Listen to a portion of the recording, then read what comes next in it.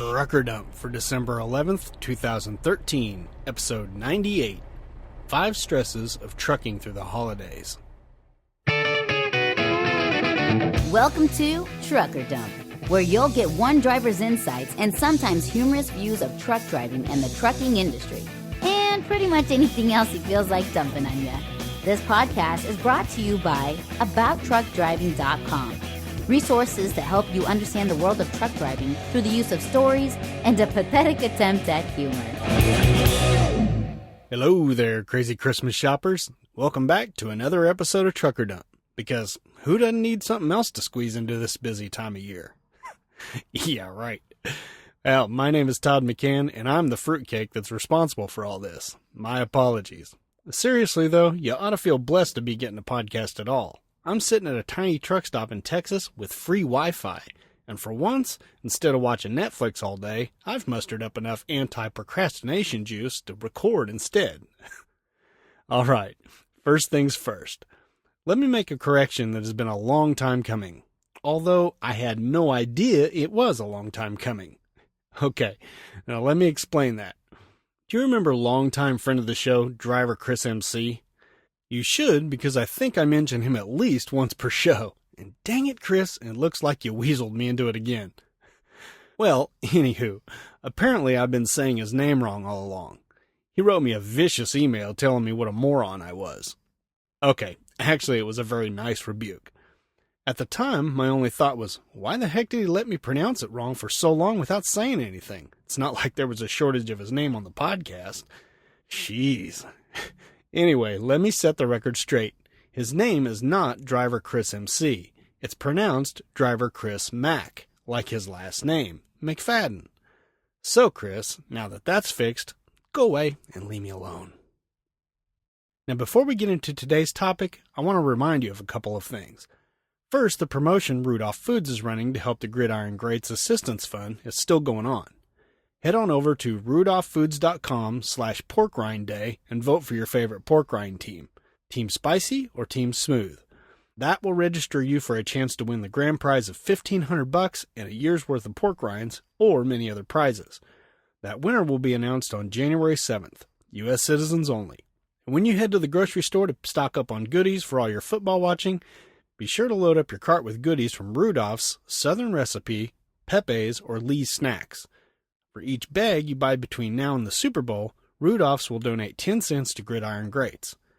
Now, if you're wondering why ex-football players need your help, just go to gridirongreats.org and check out some of the videos. I've included everything I mentioned here in the show notes, including how you can reach Rudolph Foods on the web.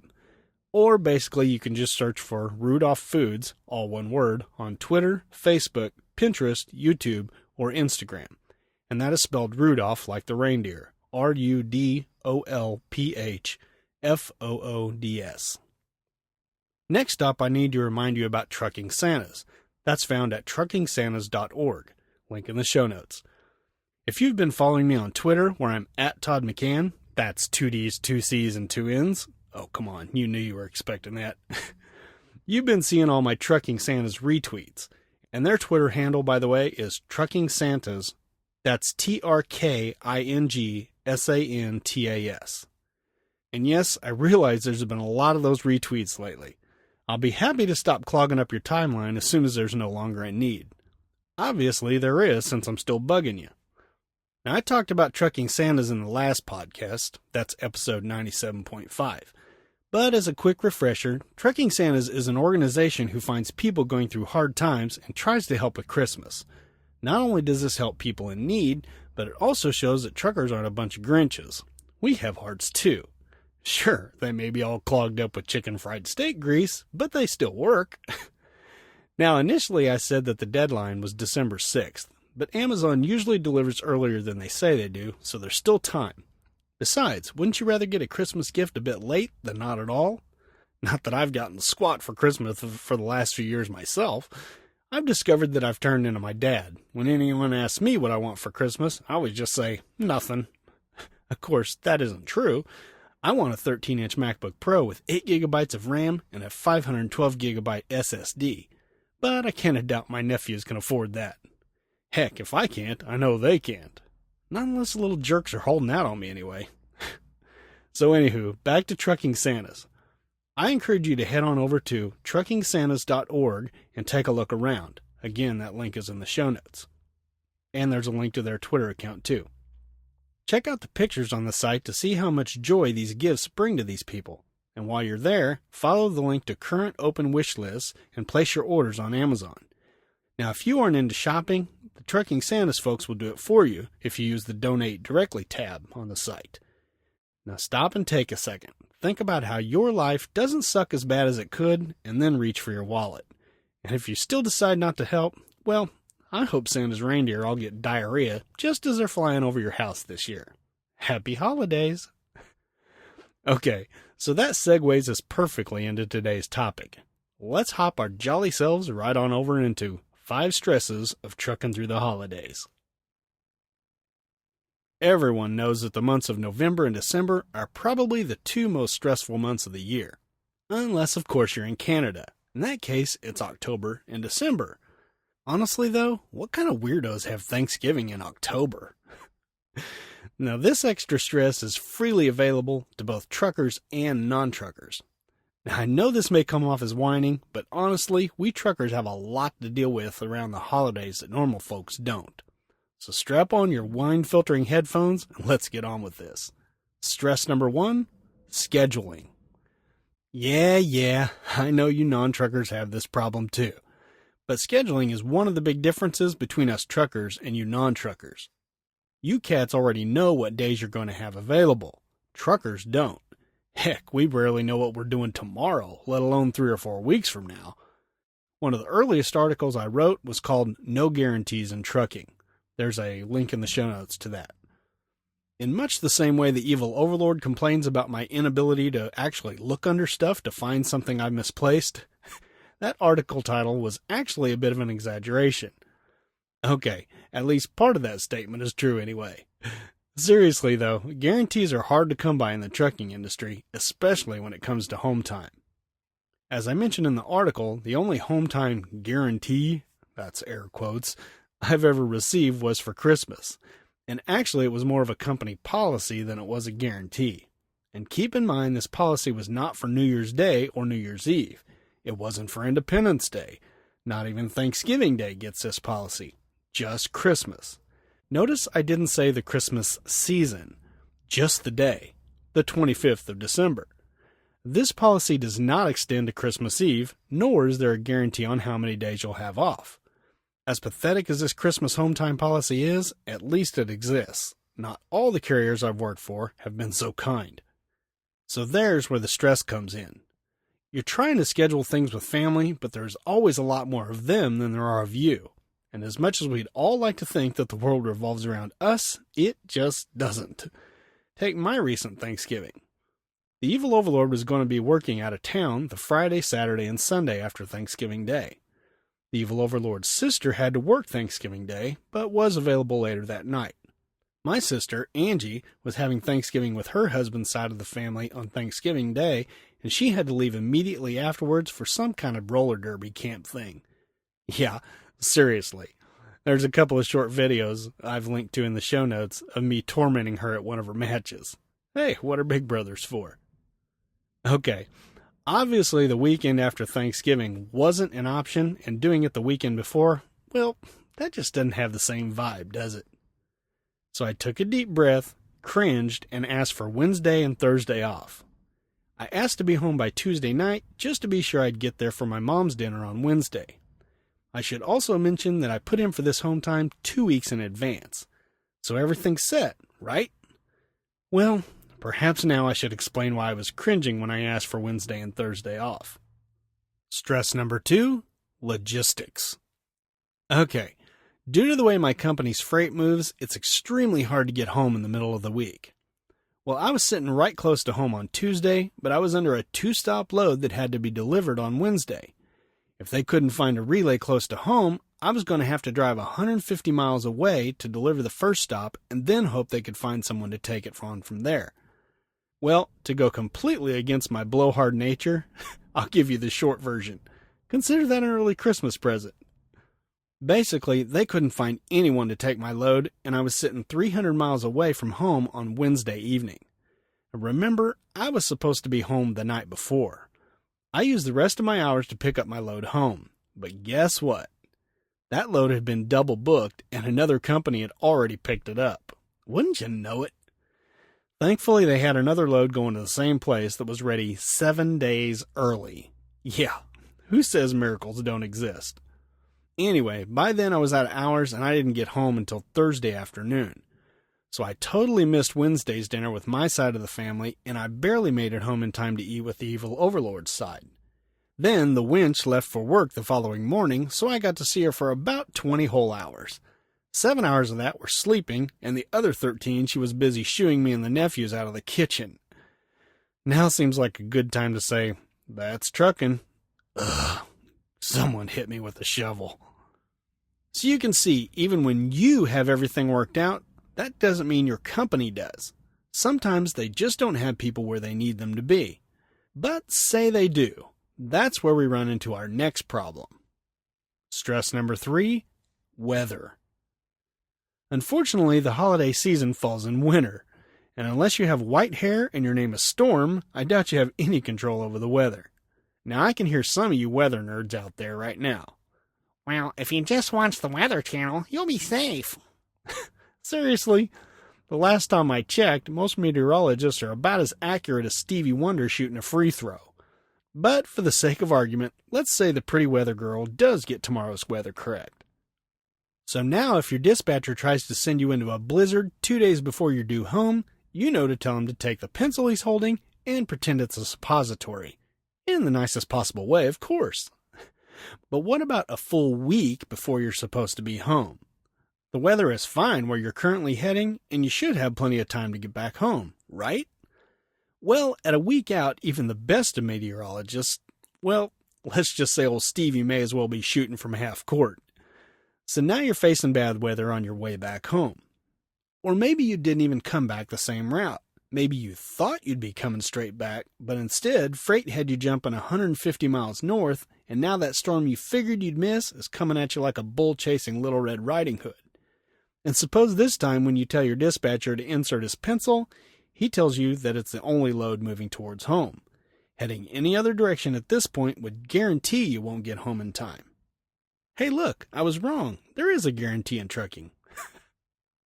That is precisely what happened to me at Thanksgiving. I was sitting in Dallas on Monday when I got the news. Nothing heading towards home today, but there was a load going that way tomorrow morning. That'd be Tuesday morning, the day I was due home. That load was my only choice. I knew it ran straight up through my house, but I also knew it had 2 stops that had to be delivered 150 and 300 miles away at the same time I was supposed to be stuffing pumpkin pie down my pumpkin pie hole at my sister's house. What to do? Well, like I said, that was my only option. And before any of you drivers say anything, I'd like to take a second to address something here. Some of you drivers are just too friggin' paranoid. The evil overlord was certainly one of you. She always had the idea that everyone at our trucking company was out to screw us. Now, I've talked with lots of dispatchers over the years, and trust me, they don't want to listen to you complain about not getting home. They aren't sitting at their desk yearning for you to call them and ask them if there's any freight moving towards home, for the 8th time. No, if they had a load that would get you out of their hair, they'd give it to you. So lighten up, guys and gals. Sure, your dispatcher is trying to get the most work out of you that they can, but I think most of them would rather just get you home on time to keep you from whining for the next 2 weeks. Now, if you've got stories that prove me wrong, well, that's what truckerdump@gmail.com is for. Write in and tell me about them. Okay, I'm done with my rant. Now on to the next stress-causing problem. Stress number 4, laws. When was the last time you non-truckers were told you couldn't drive to Grandma's house because you'd be breaking the law? Truckers deal with this all the time, not just during the holidays, but it's extra stressful during the holidays. Truckers have set time limits we can drive per day and per week. If we break those rules and get caught by the fuzz, it's a stiff fine. If our company is the only one to catch it, then we can face penalties including suspension for a few days, or worse, having to watch safety videos. Yeah. Under normal circumstances, we truckers know how many hours we have and we'll wield this information when dispatch tries to get us too far from home. But as any trucker will tell you, trucking is anything but normal. There are so many things that are out of our control. What happens when a shipper takes 4 hours longer to load you than you expected? Happens all the time. What if you needed those 4 hours to get home? Instead, you find yourself taking a mandatory 10-hour break 4 hours from the house. And what are the chances someone who's already busy with holiday festivities is going to drive 500 miles round trip to come and get you and take you home? Probably about as good as Stevie making that half-court shot. Poor Stevie. I just keep banging on you. Sorry about that, man. Now how about equipment issues? I've posted a link to a picture that's on the blog post. Take a look at that. Can you see a cut in the airline? Yeah, I could barely see it too. But the Missouri DOT officer at the chicken coop found it. She shut me down until a repair truck came out and replaced it. If that had happened this Thanksgiving, I would have missed both my family's gatherings. Mechanical issues pop up all the time with big rigs. Now, if your heater goes out or your oil pressure gauge quits working during the holidays, you're likely to push on through and get home. But what happens when you have a flat tire? If you're lucky enough to limp to a truck stop, your wait time could be 5 minutes or it could be 5 hours. And what about more serious issues?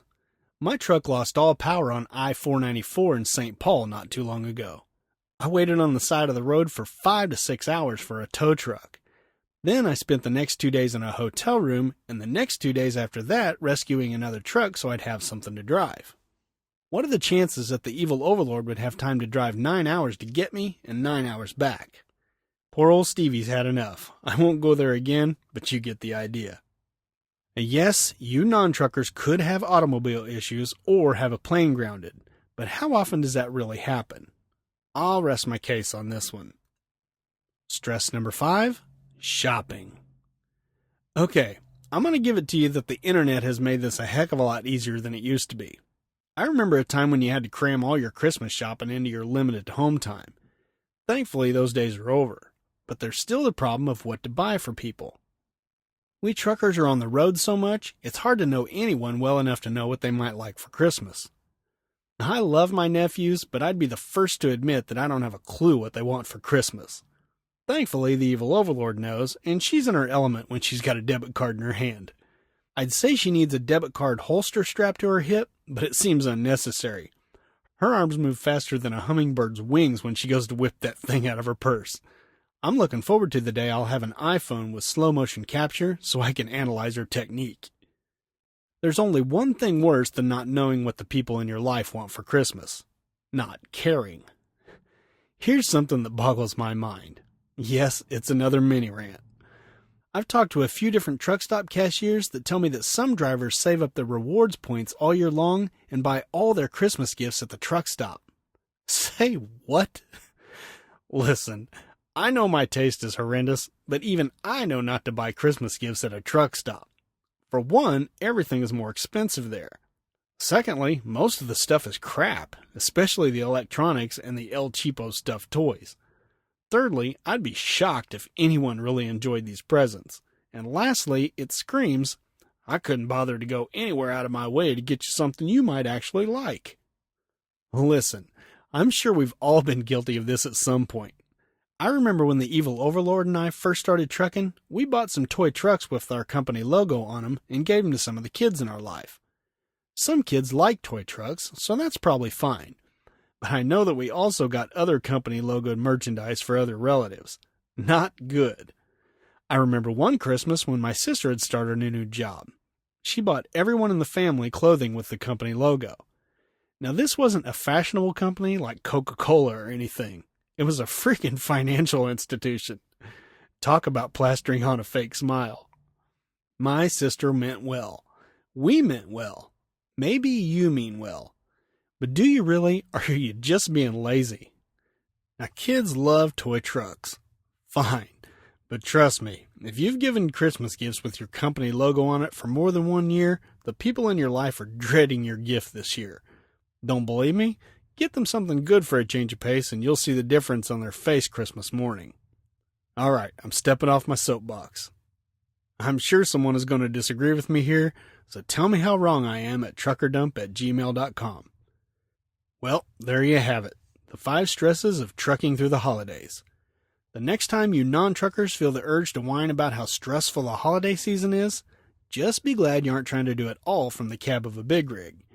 As you can now see, we truckers are already stressed out enough during the holidays. So please remember that as you're driving around this season. And also a quick reminder that the crap we're hauling is the crap you're buying.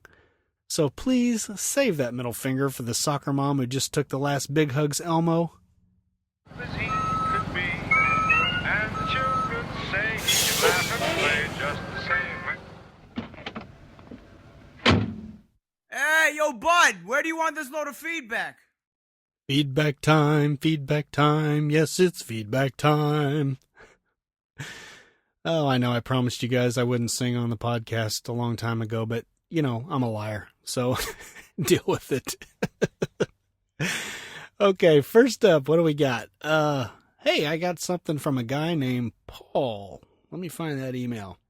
Yeah, I'm not going to read it all because he just asked me to go and check out a website that he made, and it's pretty darn cool. It's kind of overkill, actually. It's got a lot of information about trucking weights in it. And probably most of us guys, I wrote him back and said, you know, probably most of us drivers who have been doing this a while probably don't need quite that much information. But what we really could use, even guys like me who've been doing it for 16 years, is just a list of states and the kingpin to rear axle length.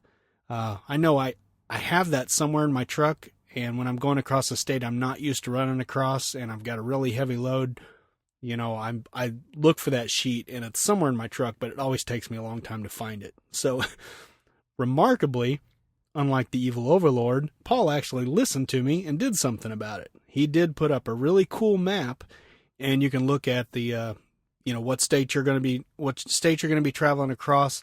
And it says, you know, exactly how long, you know, 41 feet, say. It's come in handy already for me. So much, in fact, that on my iPhone, I made a home screen icon that is a shortcut to it. The website, again, is bigtruckguide.com. And there's a spot on there where it says kingpin to rear axle. And you can just click that. I would do the same thing if I were you. You'll always have that handy. It was really cool of him to do this. Like I say, it's got a lot of other information. Say you're driving a truck that you're not used to driving and it's got more axles than you're used to or something. This website would come in really handy for anybody who's interested in or finds himself in that situation. So, last time, bigtruckguide.com. And thanks, Paul, for bringing my attention to this. All right, who's next? Got a quick message from Taylor about the article Trucker Dump 45, that's the one riding along with a trucker. And she just writes a quick note, says, "Hello, this post really helped me. My boyfriend and I are planning on trucking in a few months, and I wanted to look up some things about being a passenger for a trucker to see how other partners do it. Thank you so much for this post." Well, Taylor, you are welcome. I wrote her back and pointed her to another article that was written by Gene McCary, who is at RaySunshine77 on Twitter. I had her write a follow-up to that other post that went into more detail because that's all she did was just ride along with her husband for many, many years. She's off the road now, but this was a good article, and I pointed her to this. Anybody who's interested in just riding along with a truck driver needs to check out Trucker Dump 45, that's riding along with a trucker, and Trucker Dump 68, which is the longest title ever in the world. Thank you, Gene. Called This Is the Life. We all have to be somewhere. This is my life. Check those out. Next up, we're going to hear from a couple of new listeners. Love them new listeners. We got Ken and Shannon. Let's hit Ken first. He asks a very interesting question. He says, "Hello, and thank you very much for the podcast. I recently found it on Stitcher, and I enjoy sharing my on-duty time with you. The way you present information makes me wish more people could listen." Well, me too, Ken. He says, "I'm an owner-operator and a rookie, but I don't let that stop me. I spent a year getting my over-the-road experience with the most evil of huge trucking companies and quickly found that I needed more control over my pay. So I bought a truck, got my own authority, and have been enjoying it ever since. I was taught how to drive by my father, a 46-year veteran of UPS, and I have a spotless record so far. I was a trainer at the faceless, gigantic trucking company, and I could spot a good, skilled driver instantly. On the other hand, I see experienced drivers muck it up all the time. But what I'm wondering is, why don't we judge a driver by his or her skills instead of years of experience over the road? The cost of insurance is my biggest complaint, but also the loss of good drivers because of over-the-road burnout. If you quit over the road early, there is no chance to find a local job. I think I rambled. Great show.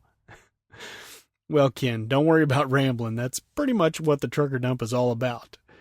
Now let me take a stab at answering your question. I think that basing pay on experience is simply the easiest way to evaluate the driver. As you well know, they do look at your driving record during the hiring process, and if you have a bad safety record, they just don't hire you. I suppose they could have a base starting pay and adjust that according to a driver's safety record, but we both know that's way too much work for them to go through. So how else could they judge a driver's skills? I'd hope they wouldn't base it on the quick road test we go through in orientation. I know I always grind some gears during those tests since I'm usually not accustomed to the truck I'm testing in.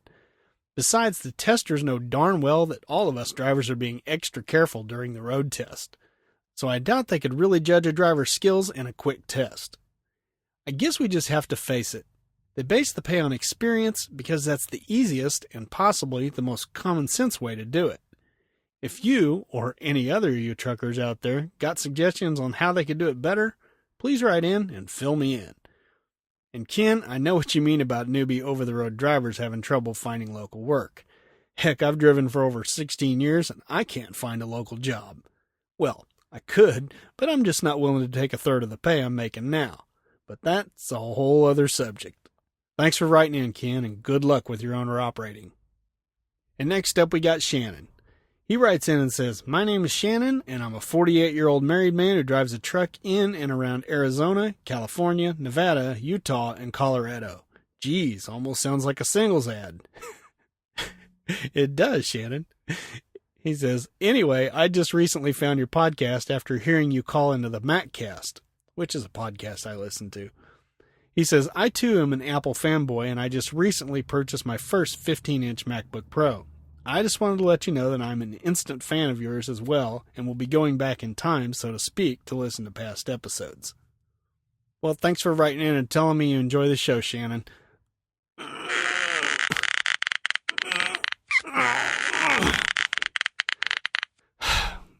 Well, that's just great, Shannon. I blame you entirely. You saying you are a fan now? My head's so stinking big, I can't fit out my driver's door.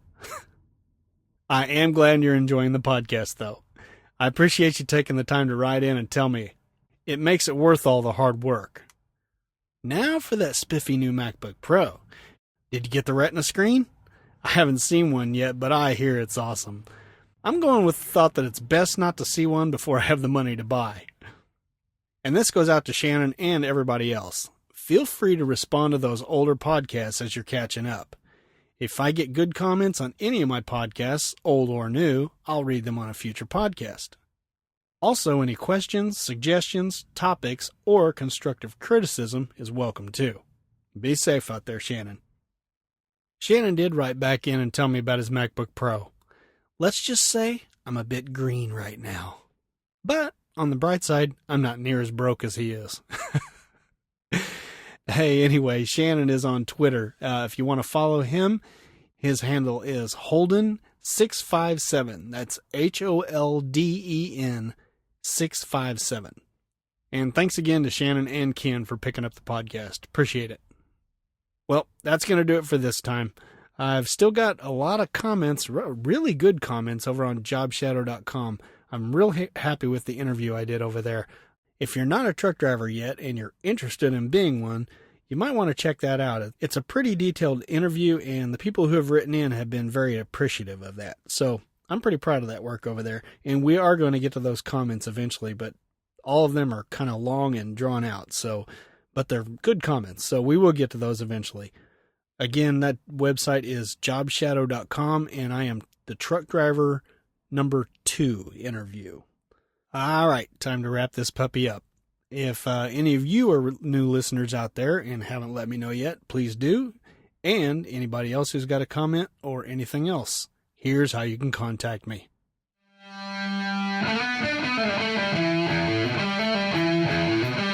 So, what'd I miss? What causes you to be stressed out during the holidays? Write in and let me know. I can be reached at truckerdump@gmail.com or as @ToddMcCann on Twitter. That's 2 D's, 2 C's, and 2 N's. You can also just head on over to abouttruckdriving.com and type in TD098 in the search box, do a little math, and leave your thoughts in the comments section. If you've got an iTunes account and you haven't given the show a review and a rating yet, please consider doing so. I haven't had any in quite a while, and I'm beginning to get a complex. Well, I think that just about does it. Thanks as always for listening. So until probably next year, drive safe, stay out of my way.